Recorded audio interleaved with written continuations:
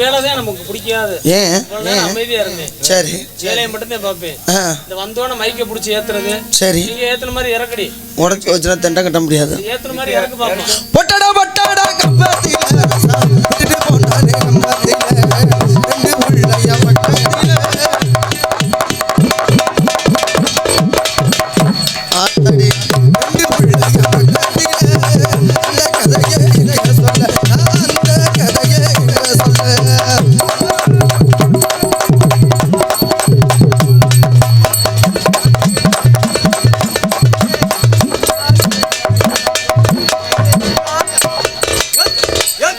Socket தச்ச Taylor இங்க இருக்கேன். லூசு குடிச்சா வேணா இருப்பேன் போல.